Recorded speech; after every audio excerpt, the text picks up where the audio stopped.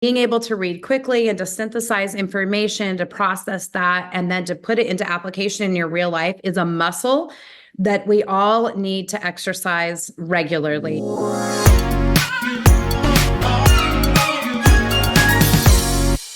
Oh my goodness. Welcome everyone. Thanks so much for being here with the community at eXp Realty. We are so excited for today's session, and we're going to be covering something that's near and dear to my heart and to Lexy's heart, which is reading. And I know that sometimes isn't like the most superlative topic, but here's what's interesting. I heard someone recently, it's from something that Lexy sent me, and he said, if your desire is to become a millionaire and you haven't read 10 books at least by people who are millionaires about how to get there, I don't believe you. I call BS. And so I will tell you, that is a powerful concept. And Lexy and I live this very, very fully. We are avid readers. We digest books. We annotate. We take notes. We share our notes with each other. We compare notes. It's a big deal for us. And I believe that you don't need an MBA to get an MBA. You just need to read the books and understand it, right? So like, this is the same thing. You can get a Harvard level MBA by reading the same crap they teach at Harvard. So it's not that hard, guys, but you have to do it. And so what we're going to cover today, but we're going to cover it in a really big way. It's going to be super fun. Now I'm going to bring one of my very favorite people in the entire world, / my very favorite person, / the love of my life, up on stage with me. This is Lexy Sanchez. And we are going to be talking about our favorite books today. And Lex, why don't you lay a little bit of context for how important reading has been for us in terms of like building out what we've done in our careers? Well, I think it's funny that you said it's not the like sexiest topic because I saw a meme the other day that said that smart is the new sexy. Woo! And I think that's really true. And, you know, if you're a social media person, or even if you're not, you see everywhere, you know, oh, I read this book. Oh, you should read this. And a lot of people give it lip service, but they don't really do it. And I will say, you know, with us, the context that you're always going to get is that Jeff and I come from a background of education.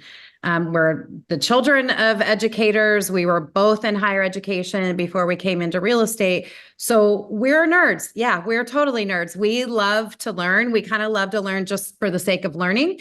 And I will tell you that it pays off. And sometimes I find myself, when I get away from the habit of reading, I become spasmodic, for lack of a better word. I'm not as focused. I don't have clarity. I don't have direction and some of the discipline in my daily life that I need. And when we get back into our rhythm of reading every day, whether it's you read before you go to bed at night or in the morning, it's time well spent. It's, you know, personal development is never a loss, but this is also something that helps to focus your brain space. So when you make the right choices in what to read, and honestly, even reading fiction is great. It's an exercise that it's a muscle, you know, reading, right. Being able to read quickly and to synthesize information, to process that, and then to put it into application in your real life is a muscle that we all need to exercise regularly. And so we thought that today would be a great opportunity to really share with you guys some things that some books that we really love. It was hard to narrow it down. We have a huge business library. And when I say business, I mean everything from personal development and all kinds of stuff. So if you guys ever have like a topic or something and you guys want a book recommendation, let us know and we'll figure something out and send you some suggestions. I know we have some other people on here, like Joe Yates is a huge reader. He's like Mr. Studley, but he's a geek too. He reads. Did you just call him Mr. Studley Butt? You're Studley Butt. No, for real though, I love it. Joe's always like, oh, I was reading and blah, blah, blah. And he remembers. But you know, that's one thing that we're going to talk about too, is that, you know, reading something is great the first time, but how many of you guys have read something once and it had impact, but then when you try to think back exactly on what it was that had impact or whatever, you're like, Durr. That happens to me too often. So I think that we're going to give you some little tips and tricks for how we remember things. And the number one thing is you got to read something more than once. If you are an Audible person, I highly recommend for those really important, critical books that you love that have really high impact for you, read the book, write notes in the book, put little sticky notes. It does not defile the book. If it's your book and it means something to you, write in it. remember where those points are that have meaning. It's like, it's yours. So do whatever you want with it. And then listen to the Audible, reread the book, take notes on a separate piece of paper, and then read through your notes, put little sticky notes up of like phrases or quotes that have a lot of value to you. So anyway, I just wanted to kind of preface all of this. Jeff said, give some context. So we're educators. We love to read. It helps us get focused. Write notes in your book. Okay, you ready? Yeah, and we have way too many books probably to cover like in super depth today. But I think what we'll do is we're going to give some context, and my optimism is that you're going to walk away with like 2 or 3 where you're like, that's speaking to me right now. And then go and devour that, right? This is not about like you need to go and stack these up and then try to go one by one and like do some checklist, like weird, self-torture thing. It's about like, fine. And by the way, at the very end, we do have a full list of everything that we're going to cover today. So you don't have to like super take notes and screenshot everything unless you want to. That's great. But we've got a list and a QR code. You can literally just boop and just download it right onto your phone. And there it is. Okay. So we try to make everything easy. And then we're going to have trouble fitting this into 90 minutes, but we're going to do it. It's going to be awesome. I'm excited. So there's our EXPCon thing. That's me not knowing how to screen share. Hold on one second. There we go. All right. We'll cut all this out of the final recording and I'll look like a genius again. All right. There we go. So these are books that you must read to win. Win what? Whatever you're winning in. And we're going to talk really quickly. We wanted to share this. We're not going to go super deep into this, but if you've never done, Tony Robbins came up with this concept called the Wheel of Life. And it's where you understand where you're feeling balanced and out of balance in your life. And he goes through several major areas of your life. And I think this is super valuable. We're not going to do this right now. And do me a favor. Don't go do this right this second. Just screenshot this, do it a little bit later. Because I don't want you to miss out on the rest of this. And it's going to take you, 15 minutes to go through this thing or 10 minutes, whatever. I don't want you to miss the first 10 minutes. But what this will do is it's going to give you some understanding of where am I lacking? Because maybe you're killing it financially, but relationships are trash. Or maybe your relationship is crushing it, but you're like nearly bankrupt, right? So we want to understand where are the spokes on our wheel. And then what we're looking for is a balanced life. And I think this is a super powerful exercise. I don't know do you need to add anything to that, Lex? No, I think, I just would say it is really important to understand where you're starting from. And this changes over time, right? So this is just a really cool tool for you to identify areas in your life that have meaning and value that maybe you need to pay more attention to. Love it. For whatever reason. And then there are lots of ways, activities, books, lots of things, but this is and I don't know if Wheel of Life technically was something that Tony Robbins came up with. I know it's a tool that a lot of people use. This is just a really good one. It's free, gives you the main idea, but I think you can literally Google Wheel of Life and find a million of them, but It's just always good to know, like, where are you starting from? Yep. It gives you some context. It's really nice. And what we're going to do is we're actually going to present our book recommendations today in these categories. And so what'll be fun is if you do this exercise later, then you can go back. And if you're like, you know what, I'm struggling in productivity, for example, which we're going to cover first here, then you could maybe dig into one of these productivity books to be able to up your game or at least shift focus, because where focus goes, energy flows. So let's start there. And again, we're going to try and go fairly quickly through each of these. I think if we spend a minute, we're spending too much time, or we'll just have to jump over some of them very, very fast. We'll dig into our favorites maybe, but let's start with this one, Lex. And if you want to jump in, that's great. We can just pass back and forth. Do you want me to do this? Okay. So Brian Tracy wrote a book called Eat That Frog. I know a lot of you have probably read it. If you've never read it, but you've heard of it, this is worthy of your time. And especially if you find yourself procrastinating, right? If you find yourself procrastinating, this is the book for you. And what we tried to do is give a few key points that come out in the book: the Pareto principle, leveraging your strengths, planning ahead, and prioritizing tasks. But a terrific read, by the way, a fairly easy read as well. You can knock this one out in under a weekend. It's really not a hard book. But again, don't procrastinate on reading the book. If this is important for you, go get it. Eat That Frog. And the concept is really stacking the most difficult task for your day earliest in the day. That way, everything just gets easier. Your day unfolds like super easily, like you're opening a Christmas present. All right. I like what Joanne says. She's like, it's a picture book. It's easy, but you know what? That's a high impact for a lot of people. It's great. I love it. This is one of the most famous books, I think, ever in the world by Stephen Covey. The Habits of Highly Effective People. Again, just laying out kind of a systematic way of thinking about how you spend your time. This is so impactful. I don't think anybody in the world can read this book and not get something out of it. But he talks about being proactive, beginning with the end in mind. So kind of working backward from setting a goal and then building in the steps on how to get there. Put first things first. Because I think a lot of us have the tendency to avoid the tasks that we don't like to do in favor of the things that we do like to do, which is human nature. But if you kind of cobble all these things together, you're going to get a bunch of elements that work for you. And then last, think win-win. So thinking about, if you do this, then this can happen, or this will satisfy that. And I really love the way he talks about this in the book, but this is something that should be on everyone's shelf. One of the best books, I think, in this area and this genre to exist. And it goes beyond just like productivity and how to spend your time, but it's really about being strategic. It's about relationships. It's about self-work. It's really, really good.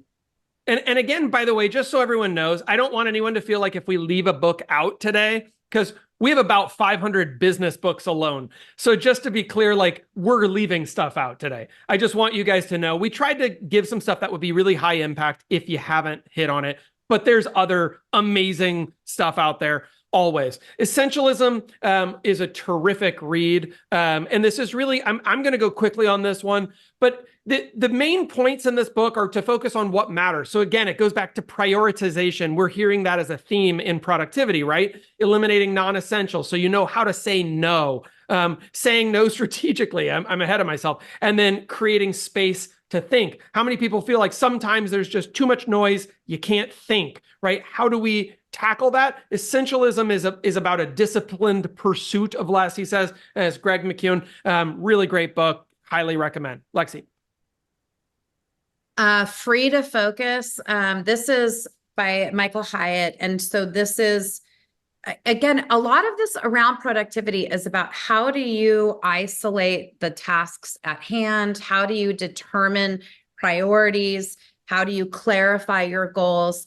And what I love is he has this kind of system: stop, cut, act, and leverage. And these are things, maybe some of us are good at one or two of these, but not super great at the other. Stop to clarify your goals and priorities. Cut, eliminate non-essential tasks. You'll see there's some common threads here, right, guys? Like, I think there's a truism that we waste time, we focus on stuff that doesn't matter, we're really distracted. Act is about creating routines that enhance productivity. So just like building it into your schedule. And leverage, which is, I'll admit, one of my worst abilities. I don't leverage well. I think I'm a controller. I know none of you can imagine that. And so I like to do things myself, and I'm not super great at delegating, but I'm getting better. And I also love that he talks about leverage in a way that helps people like me. That's like, okay, maybe it's not delegating, but it's arranging your life, your schedule, using tools to help you get more done quicker. This is a great book. I highly recommend it. Awesome stuff. Similar in a lot of ways. This one is called The One Thing. Many of you have probably read this book by Gary Keller and Jay Papasan. I think Jay actually wrote the book, but awesome read. If you haven't read it, really clarifying. And it's about how to really narrow in on the one thing that produces the greatest impact. Actually, this is a same concept that came up in 4-Hour Workweek when he talks about the biggest domino, right? And so this book, though, helps you to understand what is that biggest domino, and asks some really key questions that I think top business leaders should be asking themselves, which is, what's the one thing that I could do that would make everything else less important or completely insignificant? Because if I tackle this one thing and that domino falls, all the other dominoes fall. Does that make sense? And this book handles that, and it asks you the question. It's very Socratic. So you walk away from the book with some answers, not just with questions, which is nice. So you get to go through a process, not just a question. One thing, well, last one, I'll say it now. One thing that I think really matters when you're committed to reading is give yourself the brain space. And a lot of these books will talk about this. And you see that people are like, create space, give yourself distraction, free zones, and time. And I will say, cell phones, they're amazing. And one of the biggest brain drains out there. They will distract you like crazy. So when you are reading, put your phone in another room. As I always tell people, if there's an emergency, the emergency will happen whether or not, we're willing to turn off our phones in a movie theater, but not to read or not to have dinner. So, think about your priorities there. Okay. I won't go too much on that, but I do want to say it comes up and you just can't read and synthesize information if you have a bunch of distractions. Atomic Habits. I know, Jeff, you love this book. I do. I haven't read the whole book, honestly. I shame on me, but I'm just going to admit it. But what I do like about this is it talks about habits. I've read some other books, and we kind of debated, but I think Atomic Habits is probably the best one to put out here. But creating habits that are good, finding out your hack, your own internal hack on like, what is your reward system? Are you a person that's like, I'm going to read, X number of books this month. And if I do that, then I'm going to do this or that or whatever. But I love the way that this is about building your life around things that you want to have in them and then making it happen because it just becomes part of your daily routine. And Lexy, one thing that I like here as well is that and we put this on the screen, is just James breaks it down into obvious, attractive, easy, and satisfying habits. And if your habits are obvious, attractive, easy, and satisfying, you're more likely to do them. And that really is the only thing that matters, is getting into action, right? So now what we're going to do, and so we mentioned at the beginning, that was productivity. We're going to put productivity to bed. We're going to keep going through these categories. And again, if you weren't here at the first few minutes, we presented the wheel of life, which is this wheel has spokes, and it kind of, you rank yourself in every key area. We're going to go through each key area, and we're giving books to support each area today. And so the next area that we're going to jump into is, wait for it, drum roll, please, business. All right. All of us are in business. That's what connects us here, which is awesome. The community, EXP, love it. So we're all selling a lot of real estate. That's incredible. And in business, there are so many books, guys. I mean, holy moly. But what we wanted to get down to is these are some where we feel like you might be literally missing out if you haven't read these books, right? There's actually a lot more. We could probably put 10 times this number for the missing out category, but we've got 90 minutes and we're 21 in. So we got to keep moving. This is not, and this is not dependent on a specific industry. These are cross-industry applications. So it 100%. It works for anything. So this is one of my favorites. I'm going to jump on Lexy, do you mind if I jump this one? Yeah, cool. This book, Rich Dad, Poor Dad, totally changed my life way back when. It was one of the very first business books that I think somebody handed to me. They're like, you should read this. And I'm like, okay. And it's a full mindset. Hello. We hear somebody's taking a call, I think. Wait, there we go. And I muted you. We're good. All right. So it's a full reset in terms of your mindset around business. Robert Kiyosaki has done extraordinarily well as a real estate investor, owns a lot of single family and multifamily investments around the United States and internationally. And he presents a parable. It turns out it's not entirely accurate to his life, but that's irrelevant. Read it. It's awesome. And it presents this concept of his opportunity, having been raised with a poor dad, to have conversations with a rich dad and understand what the differences were in mindset. And it wasn't about good person, bad person. It was about good financial understanding, not as productive financial understanding, right? And so it talks about financial education, assets, liabilities, mindset shifts, passive income. You want to get into it. Just trust me. It's a great read. Keep going.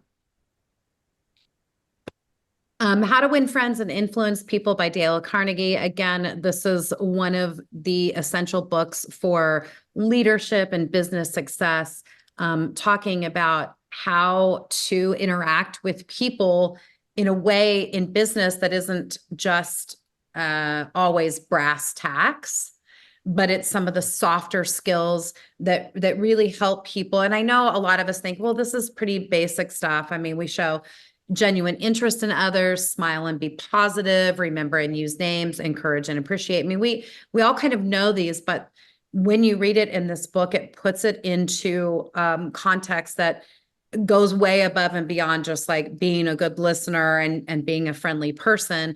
It's really about how do you interact with people in a business level to not only come across as authentic and nice, but as competent, reliable, those kinds of things.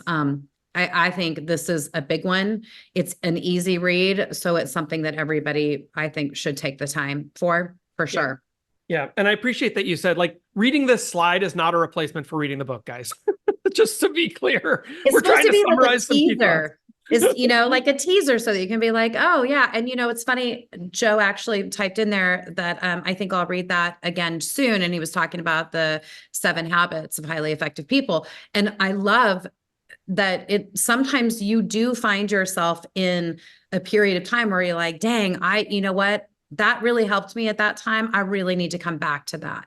Totally, and so It may be that it's like you're out of the habit of being maybe a good listener or, maybe the best communicator. I know a lot of us coming out of COVID and being on Zoom so much still, maybe we need to revisit how to interact with people and not be a complete dolt. I don't know. But it's just a good reminder.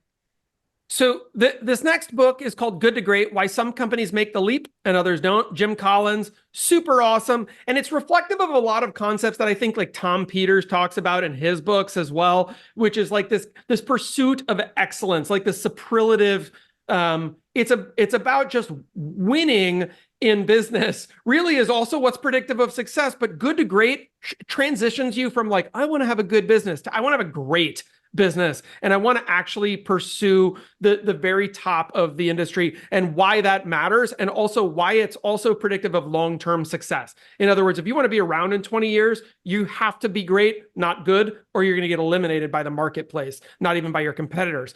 So talks about concepts like level 5 leadership, which is combining some of the soft skills, humility, and then also the hard skill, will, and the quant and all that kind of stuff. Talks about first who and then what, right? A lot of us have read Who Not How. That's a new book that kind of covers that same concept and goes deeper. The hedgehog concept, which I won't even dig into. I just want to do a teaser there. You should go read about it. It's really fun.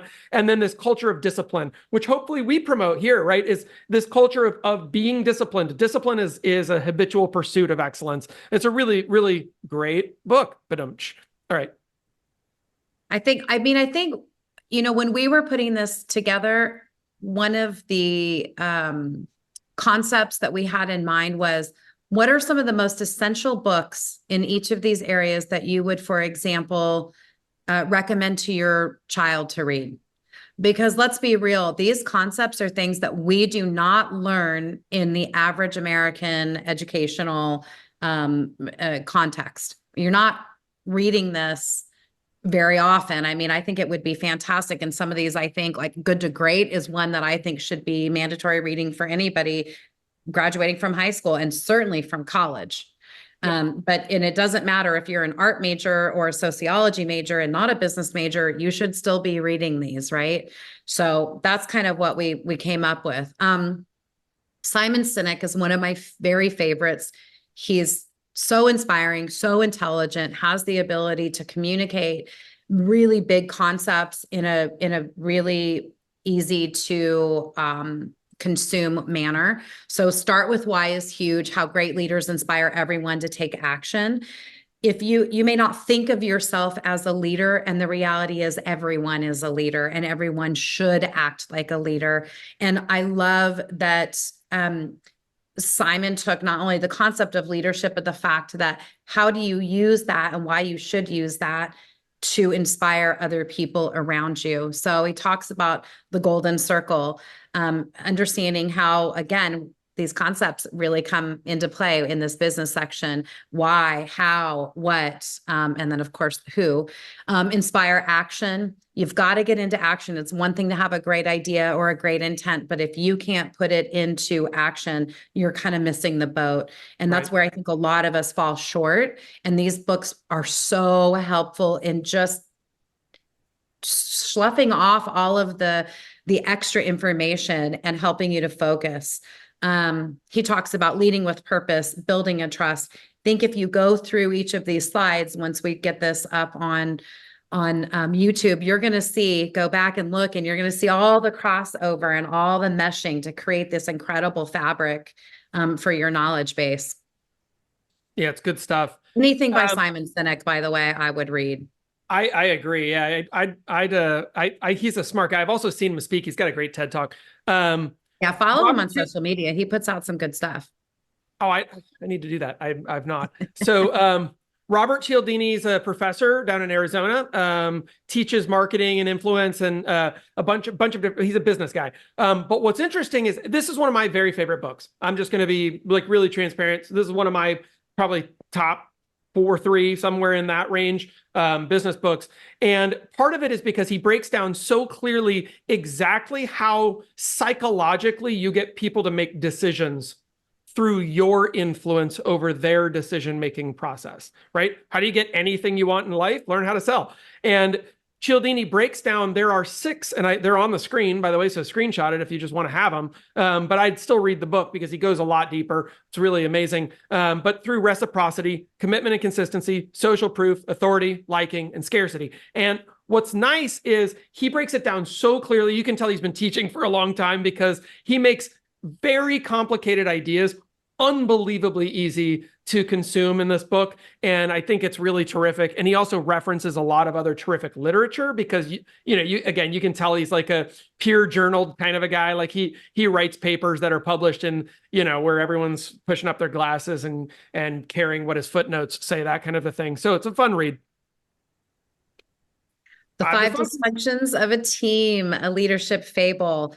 You could probably talk more about this one, Jeff. I love this one. It's been a long time. Yeah, I love this one. I've read it a few times. And the reality with this book is that a lot of times if any of you have gone on a journey where you're trying to build a team, doesn't matter if it's a sports team, doesn't matter if it's a business team, we're going to come at it from a business perspective here. But there are things that make teams go, and he kind of covers a lot of what can happen wrong and where it starts going sideways. And the 4 main things that we put here, there's a lot more in the book, and by the way, there's 5, but we're going to cover what I believe are 4 key concepts, which is the absence of trust inside of a team is bad. Fear of conflict is bad. Interestingly, right? Sometimes we think, oh, conflict is always bad. No, it isn't.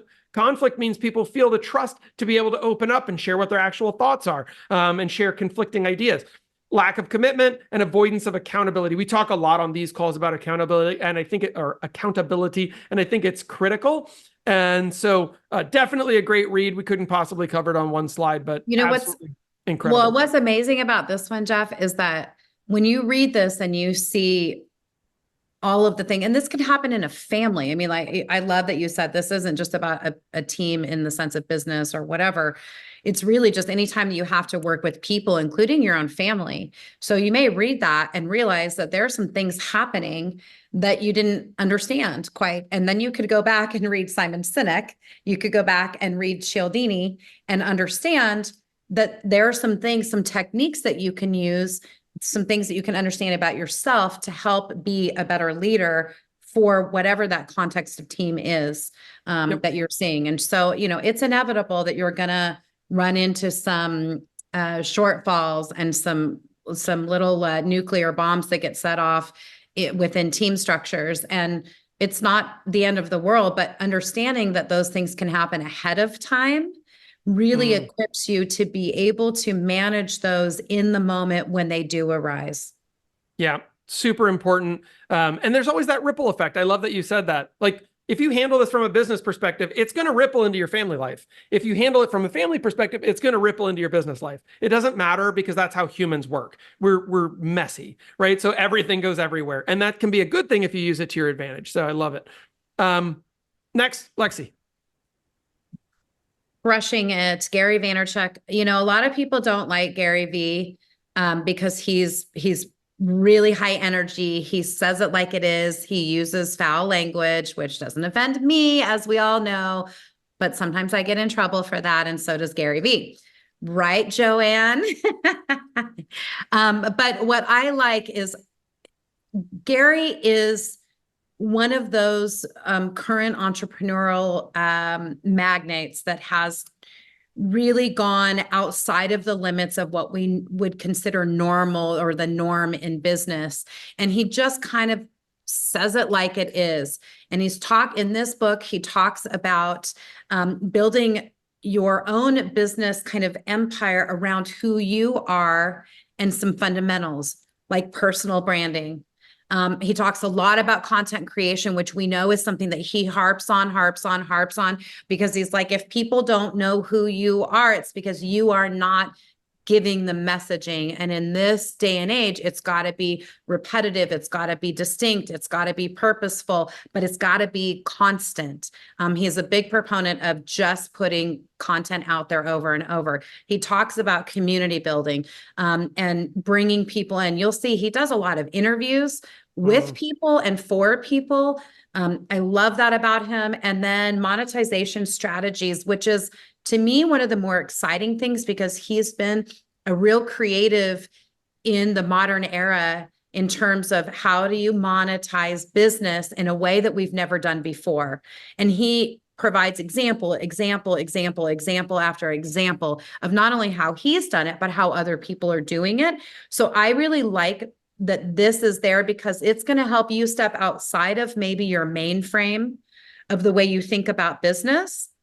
And he's a very challenging person. He is not going to say it just because he thinks you want him to say something a certain way, which I think is good. Anytime, we exercise the bicep, we need to exercise the tricep. So he's going to give you help to kind of round out and balance out some of the things that we've been talking about. But also, the guy is brilliant.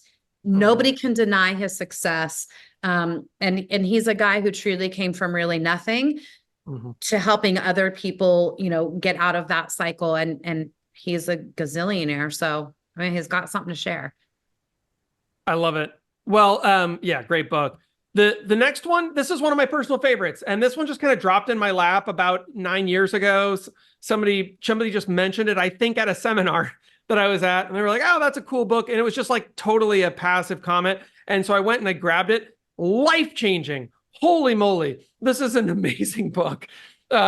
Jason Fried, I don't know how much David Hansen wrote, but Jason's kind of the main author in there. And if I'm wrong on that, then I apologize, David. But anyway, the four kind of key things here, and actually I'm going to zoom out even on the slide. I'll say this. One of the things that came out in this book was this key parable of people who were running a paper mill, and they were processing all of this wood, and there was like all this byproduct, sawdust and all this kind of stuff that was falling, or not paper mill, excuse me, a lumber mill. And they had all this sawdust on the floor and so forth. And they realized that they could sell the sawdust from their lumber mill to people who were buying sawdust to create paper.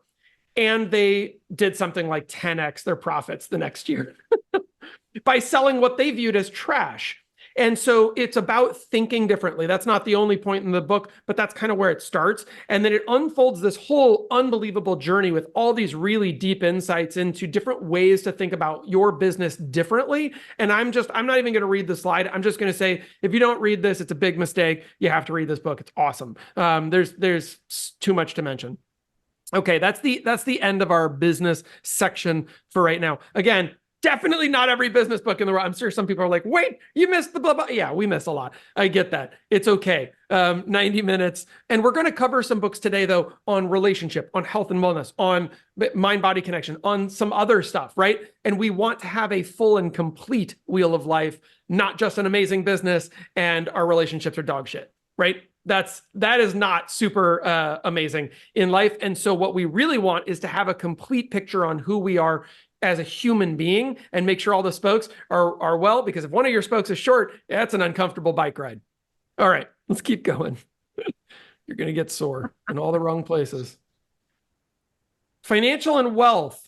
So this differentiates from business, right? Wealth building is not business. Business tends to be more active income and your business. Wealth is thinking long-term and building a financial future together. Lexy, you're up. Think and Grow Rich by Napoleon Hill. I'm sure most of you have heard of this. This kind of goes along, in my opinion, with Rich Dad, Poor Dad, in the sense that it's a great fundamental book around how to think about money, how to get where you want to go, and cultivate, well, he even says, cultivate a burning desire for success, set clear specific goals and achieve it. So a lot of our brain set, our mindset around things like money and wealth, financial longevity is a little bit skewed. And many of us have done some exercises where we talk about, think of some of the phrases that we have around money, for example, and some of the negativity that we attribute to, oh, well, they're kind of a richie rich or whatever. But it's interesting because, and there are some books that we didn't include in here, but that talk about the fact that wealthy people and building wealth doesn't mean that you are a big flamboyant, live in a gigantic, mansion or any of that, that some of the fundamental beliefs, even for those people that maybe do live that way, are very different than what we have set forward in our kind of cultural concept of wealth and wealthy people. One of the things that Jeff and I believe in very strongly is financial competence, in budgeting, in debt management, and strategies around that, and how to live within your means, but also how to grow the capacity of those means so that you can increase your existence and the way that you do live. So this is a fundamental book that's going to help you to really think about that. And I love this last one, Mastermind Principle, which is something we've really worked hard to do. And that's surrounding yourself with a supportive network of people that will kind of challenge you, that say, hey, you know what we've done in that situation or whatever. Bottom line is people that don't make you feel like crap if you don't buy a new car every 2 years or whatever that is for you. You know what I mean? But some of us get caught up with keeping up with the Joneses. This book will change your mind. I love that. Yeah, great points. And, kind of along that same vein, The Millionaire Next Door, lots of great examples. These are really like kind of the understanding how America's wealthiest people tend to actually live. And I don't know if you guys know this, Lexi shared this with me the other day, the list of like the top 5 categories of people who end up as millionaires, and teachers are number 3. Because they understand how to follow rules in a system and a process. Teachers, by the way, they don't make very much money, in case y'all didn't know. Why is it that they emerge as some of the wealthiest people? By the way, doctors and lawyers weren't on the list. That's interesting to know as well. Engineers were number 1 because they also follow systems and process. So this is where it gets interesting. Why teachers? Because millionaires don't need to look like they're wearing Gucci, Prada, all the stuff. Like, look how much money I wasted on my stupid thing. And I also have a $9 trillion car that's depreciating in my front. No, right? So this one gives you examples about frugality, financial discipline, how to really invest and accumulate wealth, and how that's a long game, not a short game, and how it's not going to look the way that Instagram, Facebook, TikTok make it look. Like, I'm a big ball. Yeah, come on. That's ridiculous. Those people rented that Airbnb that they're staying in, and they got the car on Turo so that they could make a video, right? I guarantee the guy next door, right? The millionaire next door does not have that same vibe. And so this is a fun book. And if you haven't read it, it'll reset your mind around what true wealth really looks like. And don't get decepted by social media. Psychology of Money. I kind of alluded to this, but this whole book is around that concept of wealth, greed, happiness, and how all those things work or don't work together. And talking about behavioral finance, which I love that concept, is what's the psychology going into money or our spending. It's kind of like if you're somebody who has, like I do, one of my vices can be food, right? Which does not have great impacts on weight and health. And so I have to rethink, what are those channels? What are those things that I'm saying inside of myself that contribute to that behavior? This is the same concept, but around money. So what is our behavioral what are our behavioral patterns around money? So maybe it is spending. Maybe it is that, I think that I have to portray that I drive a Ferrari. Well, I mean, you don't necessarily need to drive a Ferrari and to be a millionaire, duh. But long-term thinking, risk management, simplicity and humility. So really finding what those value gates are for you. And this book really helps you to parse through a lot of the trash messaging that we've gotten in modern society around money. It will help you to define what your priorities are and then how to get there. I love that. I love this. It's huge. Totally. And by the way, for anyone who doesn't know the word heuristics, that's how you make decisions. Okay, keep going here. The compound effect. I know a lot of people have read this one because I've heard other speakers on this call mention it. That's because it's so awesome. Darren Hardy, super intelligent, great writer. It's a fun read, start to finish, very impactful. He knows how to make punchy points that are going to stick with you. This one, we put it in the financial and the wealth building category because I think when combined with some of these others, it's really an amplifier. And this has to do with how consistency over time amplifies small effort, right? There's all sorts of examples of this, but ultimately compounding interest or compounding effect is what some people will call it the eighth wonder of the world. It really just means when small changes are made and then held for a period of time, that's really where the greatest gains are made. And this book amplifies that and really does speak to the wealth building component of it quite nicely. So definitely recommend it. And I would put it on your shelf. Lexi. Your money or your life. Oh, dang. This one, you guys, so good. And I will tell you, this is a really good one on Audible. If you haven't read this yet, this is a great one to just pop in to your headset and listen to. It's really impactful. And if I recall, this is written by Joe Dominguez originally in like the 60s or 70s. And then one of his proteges, Vicki Robin, kind of updated it and really worked with him on bringing this up to speed to modern era. 9 steps to transforming your relationship with money and achieving financial independence. This book all the other ones I think are essential, but this one will truly just smack you right in the middle of your forehead about how you think about money and spending money and understanding how it's working or not working in your life. This is huge. Please read it. Please share it with your kids. This one, above all, in my opinion, I mean, all of them are so good, but this one really will just kind of pick you up and shake you a little bit. And you'll just go, oh my gosh, why have I been doing this to myself? I think it's freeing. This book can be a little, it can seem a little stark. Do you think, Jeff? Like a little, because it's emotionally raw. It's such a challenge, but it will really help you to understand how you're thinking about money, how you're spending your time making money, and how that's impacting the value of your life. Because the whole point of money, I think, is to give you, it's just a vehicle for allowing you the important things in your life. And this is what this book is all about. So yeah, amen to that. It's a big one. I love it. I love it. I love it. All right. And then last in this category for financial wealth building. And I love this book. It's awesome. It is a classic. George Clason, The Richest Man in Babylon. It's a parable. And I think a worthy read. You have to kind of read through the content here. So if you're into that kind of like tough, it's a little bit of a slog. It's a Spartan race mentally, but it's awesome. And the takeaways can be pretty profound. And some of them we put here: pay yourself first, live below your means, invest wisely, have financial education. You need to have financial intelligence, guys. It's not going to happen by accident, and it won't actually happen through experience fast enough.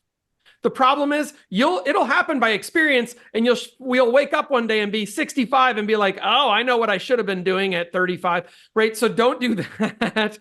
That's the wrong kind of experience, because now you don't have the compound effect. So this is where it all comes together. And by the way, you can make a ginormous difference in 10 years. So it's never too late. I just want you guys to know that it's never too late, but it is too late if you keep waiting. So the best time to read all this stuff was probably when we were, able to just start reading, and the second best time is right freaking now. So jump in, make it happen. And then that'll be awesome. So our next category, Lexi, is mindset. And do you want to kind of lay the foundations for why this mindset journey is so important and how it's been important for us? So I just typed it in. Thinking about how you think is the whole point of reading. Jeff and I talk a lot about mindset because at the end of the day, we truly believe that the way that you move through life, the way that you think about things, your attitude, all of that is a choice. And that is about mindset. And so being able to regroup and basing where you are and how you perform through life is about mindset. And so you need to understand what goes into the way that you think. You need to define your values. You need to take the time to consider what your options are and then make those choices. And that's what mindset is really about. This was, again, another section where we could have put a gazillion books and so many of them cross over. You're going to mindset, and we've seen it on almost every single slide in each of these books is an essential component. But these in particular are really great about how to kind of shake you up and rattle you a little bit in terms of your thinking. Because we build ruts, literal physiological, neurological ruts. We've all heard of that, neural pathways, and those become habitual. And so it's like driving the same way to work, driving the same way to work, driving the same way to work. We dig those ruts in. Mindset shifts and reading and consciousness is about getting out of those ruts and creating new neural pathways in developing and strengthening and building capacity around the way we think.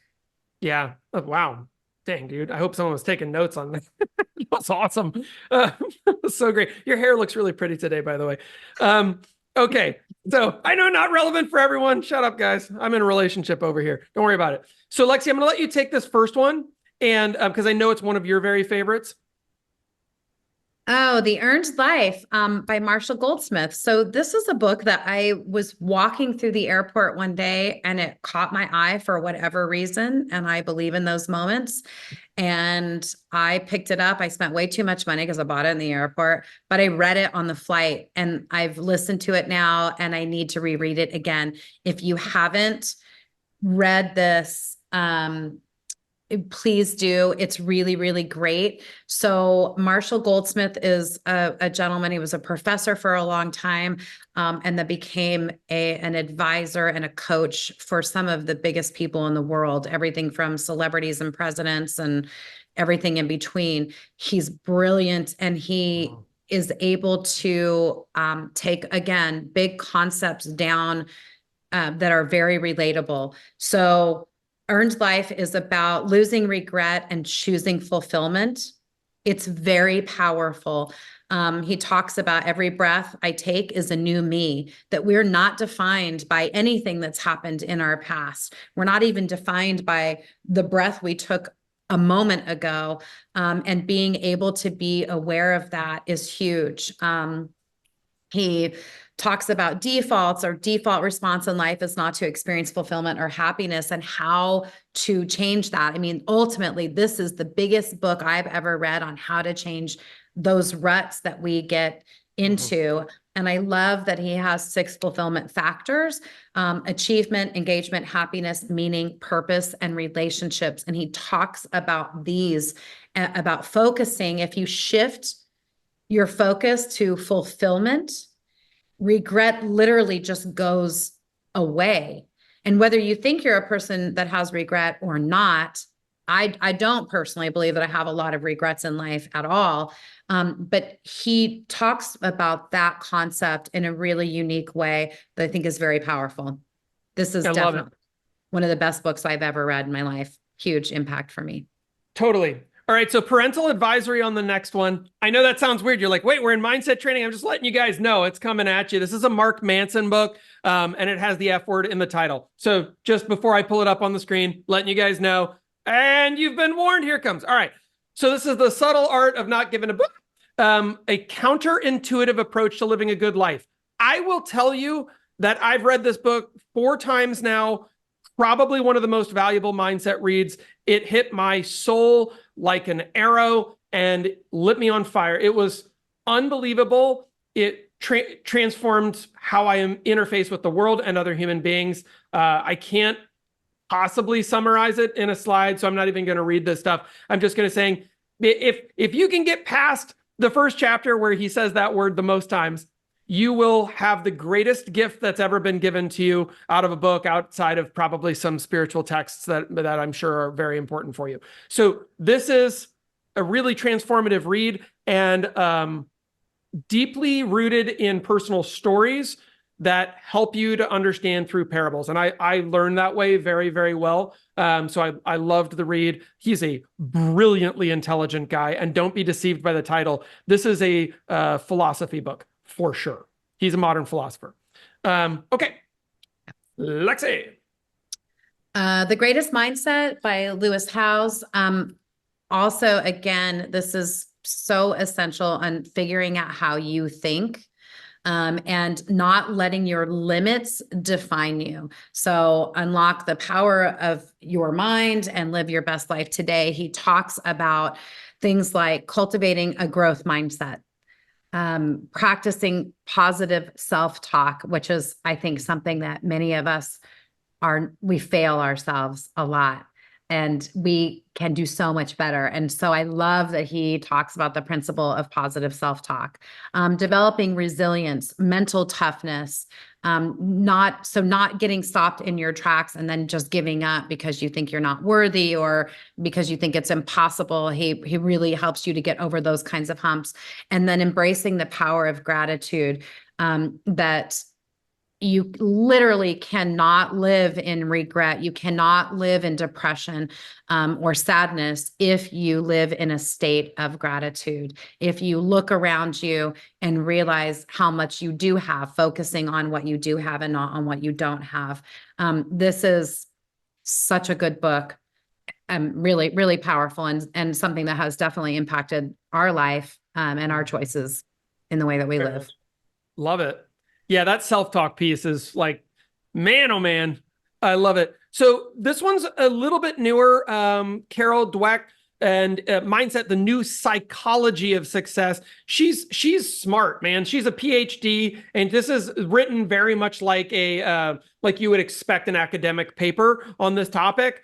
Newer, just to clarify, newer meaning newer, kind of out there in relevance and in terms of people. She's literally one of the people that wrote the book and coined the term mindset. Yep. So she goes back, but she's having this updated edition has really come forward. And a lot of people that we've talked to have not read this book. And so I'm sorry, I just wanted to. No, actually, I was exposing my ignorance right there, because part of what I've been noticing is that this is trending up. And so actually that was really helpful for me. So learning as I go. Here we go. But it's an awesome read. And she talks about, I'll give you these 4 points because they're really helpful.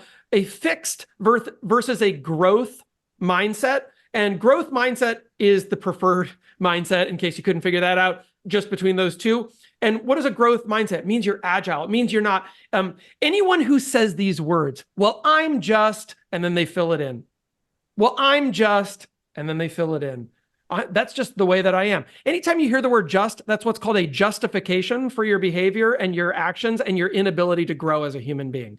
Don't justify by saying, I'm just. And when you start hearing it, start recognizing it in other people. If people say, well, that's just the way I am, they're justifying their behavior. That means they're not willing to change or grow. It's not good. Impact on success, the power of yet. I'm not going to let you read the whole book on the slide. And cultivating a growth mindset, again, really a big emphasis in this book. And so it's going to be a characteristic that I think you'll carry away. Last book in this category, Lexy, you're up. I know you like this. Oh, the Scout Mindset is funny that you put this in here. I love this. Why some people see things clearly and others don't. This is really great. And for someone, here you go. Something you don't know about Jeff and I. So, Jeff was raised in a very encouraging environment. His parents were always like, you can do anything. You're awesome. Lots of accolades and a lot of verbal affirmations, right? He has amazing parents. My parents are also amazing people, but came at it from a different way. And so I was raised more in that's awesome. Here's how you could do it better, kind of more of a coaching encouragement versus just straight up. And I think Jeff and I could have a whole conversation about the pros and cons of both. Yeah. But what I like about this book is that it embraces both. And so if you are a person like me who the reward that I need, or the information that I need that gives me clarity, is to tell me what I didn't do well and how to do it better moving forward. So I'm that person. Jeff wants to know how he did really well and other things that might also be great for him to include later. You see the difference? It's really, it's really so true though.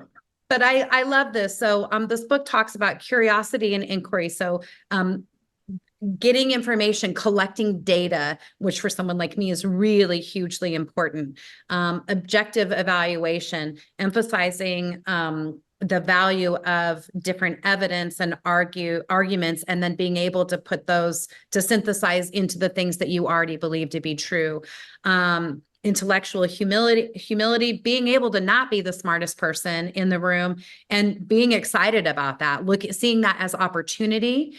And then effective decision-making, the kind of scout mentality takes that data, takes the information of maybe how they did things wrong or stuff that they didn't know, and be able to implement that so that they have bigger outcomes in the future. So this is a really great book if you're someone who isn't just an affirmation person, because, a lot of times people think that you are critical or that you come from a critical mindset. And while there may be some truth to that, this book helps to kind of discern why it may be true in your own psychology.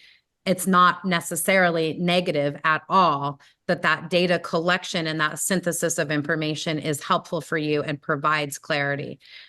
So thanks for including this one, because it really is just like, it's a little different. It's a different perspective than we've seen before. I also get excited when I see your passion come out on a book. So it's really fun because you got fired up on that one. And so if you guys, if you relate directly with Lexy in particular, you'll say, okay, that's going to be really positive for me. And by the way, great book. Our next category here, FYI, is relationships.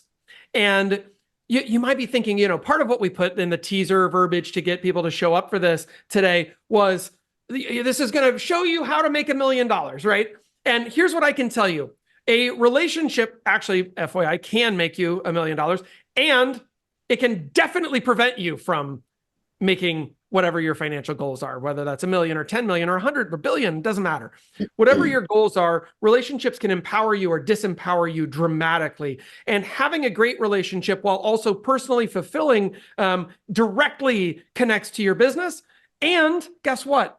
It just connects to your experience of life, which I would say is worth more than your business. It's worth more than your income. It's worth more than anything.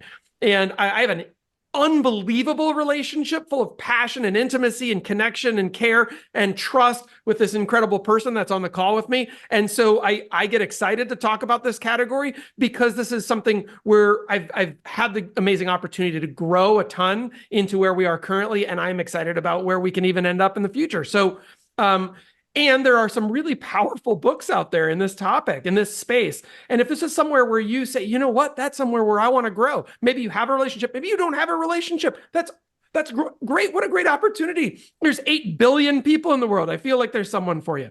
So not also interpersonal relationships. It's just relationships at all. I mean, oh, great point. Great point. Everyone is a relationship. And so when you're dealing and engaging and interfacing with other human beings, it's always a relationship. And I love the old phrase, and I'm just going to say it, you're either having a relationship or you're having a relationship. And so I believe quite personally that you need to focus on building love and trust and enduring relationships with people. And so we're going to talk about how to do that. I'm going to cover the first one on here because it's one of my favorite books, literally changed my life. And Lexy probably remembers me reading this one the first time because I read it next to her on an airplane. And full vulnerability here, she and I had been going through some tough stuff. And we were struggling a little bit with the relationship deal. I'm sure no one can relate. Everyone else has perfect relationships that are just nothing but 5-star reviews all the time. And yet, right, we were having this moment. And I was searching. And somehow this book came across my perspective. And I remember I listened to it on an Audible. And the way that I listen to books is I do the Audible, and I love doing this on airplanes because then I pull out my laptop, or actually my preference is to do this by hand. And I just take fervent notes. And I remember I was about midway through this book and I was having some profound realizations about how much I was screwing things up. And I had tears running down my face. I mean, it actually makes me emotional just to think about it right now because it was so profound for me. And there's some simple realizations about the way that we can engage with other people. I wasn't just doing these things, quote unquote, to Lexy. I was doing them to everyone in my whole world. And it was causing my relationship with my parents to suffer, my relationship probably with many of you to suffer. And quick turn. And so he talks, one of the key concepts in here is validation. And I couldn't possibly summarize how he gives that perspective shift. But I would just say, read the book. It's actually a pretty simple read. You can read it in about 4 hours, I would say, and life-changing, earth shattering. So there you go. That's my pitch on this one. Lexi, you get the next one. Classic Gary Chapman, the 5 love languages. And everybody, if you haven't read this, you may think that you read this and you're like, oh, I get the concept. I don't need to read the book. Wrong. That's honestly what I thought initially. And then when you actually read the book, you understand really deeply and profoundly how much you don't understand this concept. And how hard it is. The 5 love languages is really hard to implement because we come from a very self-centered aspect in life, right? Our position in life is right here, and it makes sense. The 5 love languages teaches you about the generalized ways that most people give and receive love. But the big message here is we've all been giving it wrong. We've all been giving our own love language, our own love concept to someone else instead of first understanding what is their concept of love and then giving them that. So if I love mac and cheese and Jeff hates mac and cheese, but I make mac and cheese for dinner every night, he's going to give me a thumbs down on cooking, right? It's the same concept. If I know that Jeff loves filet mignon, I don't really like filet mignon.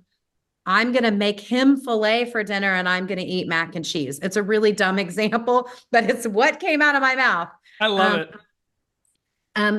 But do you understand what I'm saying? And so this concept of 5 love languages gives us a beautiful way to define the generalized way that most people love. And that's words of affirmation, quality time, acts of service, physical touch, and receiving gifts. So powerful. Like DISC, you've heard Jeff and I talk and other leaders talk about DISC and how understanding behavioral patterns for people in different contexts is so important to being able to have effective communication and understanding with them. This is kind of a similar concept, but around love, around intimate relationships. And it can even, honestly, you can apply this to someone like, your clients. If you're a realtor, for example, that wants to give a client gift, think about what have they shown me? Do they want just a really beautifully written card? Do they want to go have, wine at the winery that's down the street from their new place that I just helped them buy? Do they want me to come and do one of our cleanup days that our team, like we used to do that with our team? Are they huggers? And so does it just make them feel awesome for me to give them a hug after an appointment? Do they want the chopping block or the set of knives that a lot of people give, whatever it is.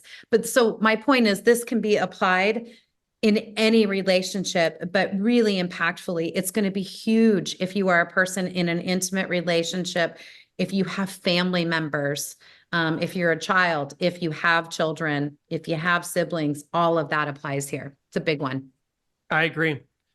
I'm going to go quickly on this one. It's a great book. I just know we have a bunch to get through. Emotional intelligence and why it can matter more than IQ. There's a huge debate out there about EQ versus IQ. It doesn't matter which one wins. It matters that they're both important. You got to be smart and you need to be emotionally smart. It turns out like what we used to think in business, which is just like intelligence trumps everything. That's not how people make decisions. And so developing emotional intelligence will help you in your personal relationships, in your love and intimate relationships, and in your client relationships. Read the book. It's outstanding. Daniel Goleman is super intelligent, and I'm going to keep moving. Lexy. The Relationship Cure, a 5-step guide to strengthening your marriage, family, and friendships. John Gottman, a classic relationship psychologist, writer, just beautifully written. This is about enhancing emotional connections, effective communication, and talking about empathetic communication, conflict resolution, a lot of things that cross over some of the books we've already put there. Building trust and respect and nurturing positive interactions. Just really fantastic book written by a man who's written copious numbers of books that we've all heard about. John Gottman's, he's truly an expert in this field. And I'm actually I'm gonna let you present the next 3 in a row, by the way, but just keep aware of time. We got one more category after this, but because you presented all 3 of these books to me, and I know how impactful they were to you, and so I'm gonna give them to you. And one thing that I want to mention here is sometimes I see people bliss out in this category, right? Lexy and I have spoken on this sometimes. And bliss out, I just mean their brain goes somewhere else, like, oh, well, I tell the truth and I'm a good person and so forth. And then we'll go deep on a coaching call and it turns out their marriage is falling apart. They haven't had sex in 6 months with their partner. It's like, this is stuff that might actually be fairly relevant in your world. Oh, I know some people blushed up. Whoop, said S. Guess what, guys? It's okay. We're all adults here, I think. But here's what's interesting. Do these things affect how we interface with our life and therefore affect our business? If your marriage is tanking, I guarantee your business isn't doing great. Or your business is doing great because you're sacrificing off your marriage in order to go to the right. So there are things that have to be addressed. And this is why at the beginning we talked about the wheel. And these next 3 books speak directly to that. Lexy, all 3 of these are yours. Oh, Loving What Is, 4 Questions That Can Change Your Life by Byron Katie. It's an easy book to read, but it really has deep and profound impact. So I think the most important thing is to Byron Katie teaches us how in any number of cases, in my personal situation, it was after my divorce of 19 years. It was a tough one to kind of get over that and to heal from that. But she has these 4 questions. And that is it true? Can you absolutely know it's true? How do you react? What happens when you believe that thought? And who would you be without that thought? It sounds simple. It's not, but these are tools. This book is profound. These are tools that you will put in your tool belt that will help you for the rest of your life in any number of situations. And anybody who's ever read Byron Katie, if you bring up her name, they'll be like, oh, the 4 questions. And they get really excited because it's hard not to adopt this concept. She's just real easy. Go ahead. Brené Brown, Dare to Lead. Brené Brown, as you guys maybe have heard, I mean, go watch her TED Talks. She's incredible. Dare to Lead is brave work, tough conversations, whole hearts. And it's about, as a leader, being able to be both vulnerable as a strength and strong too, being courageous, having emotional intelligence, which goes back to what we were just talking about, and creating a culture of belonging, and not only for everybody else in an organization or in a family that you may be within, but also you as the leader or as a leadership figure. And I just, Brené Brown is really wonderful. She's heartfelt, but she's strong. And she says some of the things that a lot of people haven't been willing to say. And she's great. Like, she talks a lot about how to have tough conversations, which I think is one of the key things that you could get out of this book in particular. Harriet Lerner, PhD. Dr. Lerner writes a lot of books. This is just one, The Dance of Anger, and it says A Woman's Guide to Changing Patterns of Intimate Relationships. I will say this is not just for women. Harriet Lerner is a therapist, and she does work primarily with women, but there's Dance of Anger, Dance of Connection, Dance of Intimacy. These are incredible books. Understanding anger patterns, assertive communication, changing relationship dynamics. Like, have you ever been in a position in like maybe your family or at work where you triangulate or somebody else triangulates? If you don't know what that means, or if it sounds kind of vaguely familiar, go read this book. It is unbelievable. If you are a man and you're afraid of this because it says A Woman's Guide, but you have women in your life that you love, read this book. This book is for everyone. And just a lot about empowerment and growth. It is fantastic. And it really does a lot in impacting maybe past hurts that you could be carrying into current relationships, or that are, that exist in your relationship that you're in right now. We all have those. And maybe it's with a sibling, maybe it's with a client, maybe it's with your significant other, a kid, whatever it is. I just think it's very powerful. Awesome. All right. So that wraps us up on relationships for the moment. Again, not every book on relationships. We know, go to Amazon, type in relationships, 12 trillion results. So we get it. However, these are ones that have been meaningful for us. And we wanted to share this stuff. We're going to go into personal development. We only have a couple in this category, and then health and wellness, a couple in that category. We're going to wrap for the day. We're going to give you the full list so you have it. You can go check those out if they're interesting for you. And the thing that, again, I want to emphasize here is it's not about reading every single book just to prove that you read it. Hear me on that. I know people who are like, well, I read that, right? And it's this like check mark. Like, you don't get a gold pin, guys. You just don't. You either change as a human being or you read a book for absolutely no reason. That's called a waste of time. If your goal is to improve yourself, then read and implement and blossom, right? It's about pollinating yourself, right? This is about giving yourself new and change. And if you're not changing as a human, you're going to stink, right? You're just going to get stale and old and musty, and don't do it. All right. That's my opinion. Hope it sticks. All right. I'm going to do this one. Be the unicorn. These are data-driven habits that separate the best leaders from the rest. Vanderbloemen is crazy. It's an awesome book. Very cool. Trending, not necessarily the mainstream trending, which is kind of fun. And he gives these 12 key habits that he calls soft skills that distinguish the top 1% of successful leaders. And interestingly, this used to be rejected. Like, think Mad Men, that era, right, of business leadership, when everyone was like real, it's all quant and data and just crushing it, all that kind of stuff. That's great. And what we've realized is that the soft skills actually is what produces the top 1% leaders. It's the ability and willingness to care. And so, and he talks about how to cultivate those for your career and utilize in deep interpersonal relationships, both in your business and your personal life. Can't recommend it enough. Lexy. Think Again, Adam Grant, The Power of Knowing What You Don't Know. So this is awesome. This is exactly what we're talking about, embracing cognitive flexibility. So being open-minded to change those neural pathways in your brain, right? To be open to new opinions and not threatened by them. Challenging your assumptions, encouraging questioning. So to find out, like, maybe there is more to know than what you already have in your head around a certain topic.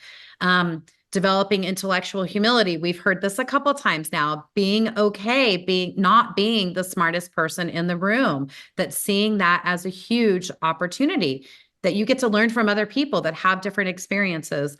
And then continuous learning, just exactly what we're talking about right now, staying curious and expanding your capacity. Yeah, love it. And one of my personal favorites, 21 Irrefutable Laws of Leadership, John Maxwell. John Maxwell is awesome. And this book is rad. There's no, I literally give you 4 of them here on the screen. There's 21 of them. But what's really fun, and I'm not going to even read these, but what's awesome is he breaks down 21, what he calls irrefutable, meaning these are concrete, these are written in stone. If you do these things, people will follow you. This is how you develop as a leader. And a lot of times people say, how do you develop leadership? It's just you either have it or you don't. BS, not true. Not true. I was a nerd in high school, got picked on, beaten up a lot in middle school. Leader now. So guess what? You can figure it out. I did. Here we go. All right. So this is where we went in personal development. And I think it's really, really powerful. There's 100 trillion books in this category, but we're going to keep honestly, it anything by Maxwell is fantastic. But that one in Love particular, the 21 Irrefutable. Fantastic. He's also just a great dude. He's very spiritual and religious. He brings that into his writing.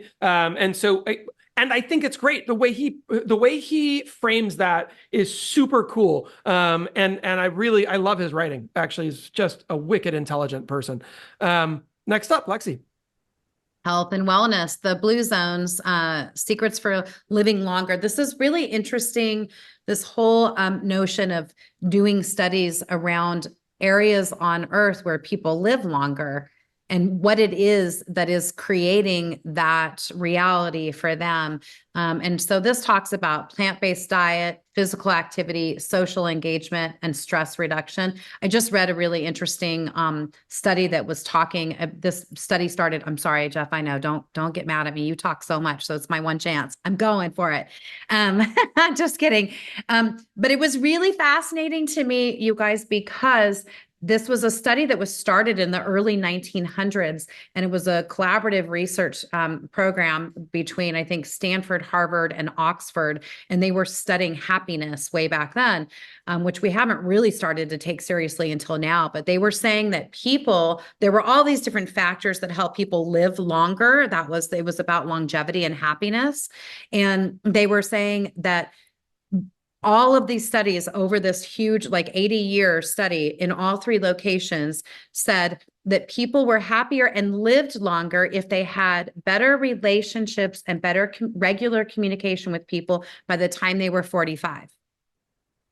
So building relationships with people that you keep in touch with is essential to living a long life. And what's fascinating is when you put that coupled with Blue Zone research, it holds up, it stands up. They show that in a lot of those Blue Zones, people are living intergenerationally, whether with their own family or with just people in their community, that they're very involved with other people. They have regular conversations face to face.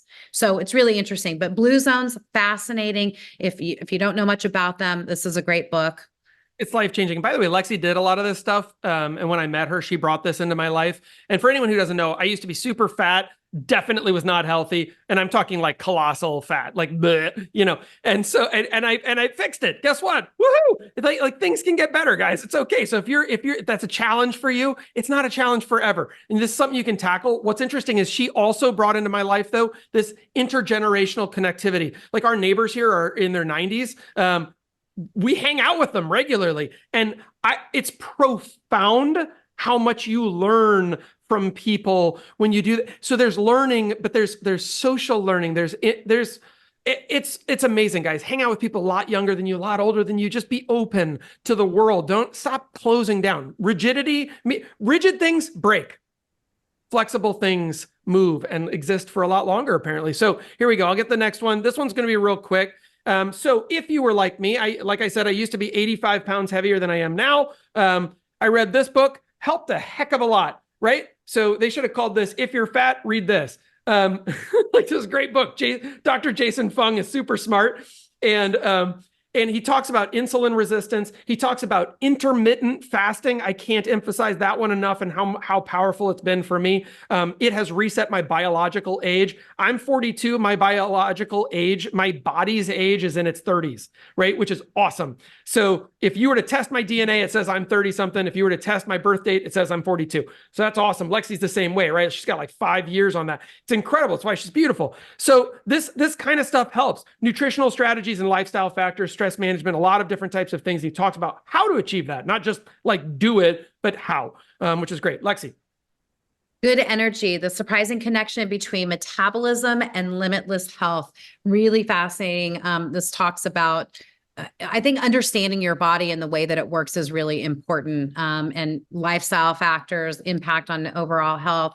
It's going to talk about things like balanced nutrition, gut health. A lot of those things we're just now starting to become familiar with in regular conversations and things that you're seeing on TV and reading. But good energy is amazing, really helpful. We could have gone on and on in this topic. Anyway, yeah. Yep. And this last one is trending, or the author, I should say, is trending up. If you have Gaia, you can watch a whole special on him. Dr. Joe Dispenza, right? And some people are like, oh, he's a lunatic. No, he's not. He's brilliant, by the way. And what's interesting with Joe is that he used to be a chiropractor, had a really bad spinal injury, used the power of mind-body connection and his understandings about those. He had seen some evidence that there might be a connection between our brains and our bodies, right? And he started to really lean in that direction, healed himself. Now he works on healing others. And he's really kind of developed his own culture and tribe around that. I think it's really powerful. This book is magic. What's also interesting in this, guys, and you probably have experienced this. I don't know if you've ever been around somebody. I want to be one of these people. And so I aspire to this all the time. But when you're around people who have this kind of incredible magnetic field around them, and when you're in their space, you feel uplifted. Whether they're talking or not, it's just there's something about them that just, I need more of that, right? That magnetism, by the way, builds big businesses. It builds amazing relationships. It builds a fantastic life. And it can be controlled at the level of your mind. And so this is something that you can build. It's something that you can work on. Joe Dispenza talks a lot about it. And per our promise, dang it, dude, we made it. This is awesome. Per our promise, if you want to get the full list, there it is. There's no sales on there. We don't have affiliate links or anything like that. We just want to help you. Go get them on Amazon. If you're an Amazon person, go get them on something else. If you're on there, I don't care where you get them. Just get them. Make you a better you. Make you a better you. All right. That's what we have for today. I'm going to leave this up for just a second. Don't forget, I put in the thing that the Wheel of Life is just a tool to help us assess where we are at any given point in time in a variety of areas, kind of the big pinnacle points in life. And then reading really helps to help you, to identify what muscle is a little bit out of shape right now. So where do you need? Maybe that's relationship. Maybe it's spirituality. Maybe it's health. Maybe it's business. Whatever it is, we hope that we've given you some direction today, some new tools to use, and a lot more brain fuel for you out there. I love it. Well, this has been really fun, and we were contemplating doing this session. We were like, "Is that too dry? Is it too?" And you know what? Don't care. Don't care. I hope you got a lot out of it, because the bottom line is, if you wonder how a lot of people got to where they are, you can borrow that knowledge. And I'm going to leave you with this thought, and Lexy, whatever you'd like to close with, be great. For me, somebody said to me early on when I came into business, you need to have a huge R&D department, rip off and duplicate. And I believe that. I believe that you don't need to invent the wheel. These thoughts have already been had. That's why these books exist. There's a lot of trash books being written now too, right? AI is writing a bunch of crap. That stuff is not where you need to necessarily exist. But this kind of vetted by your peers, generally accepted to be the pinnacle literature, consume it and become a better you. It's right there at your fingertips. Anything else? Nope. We're all a work in progress. And I think that reading is part of developing all of that. We just appreciate you guys being here. We love you so much. And go read. Have a great week. And we'll see you, if not before next week, we'll see you right back here at Core 90. Thanks, everyone.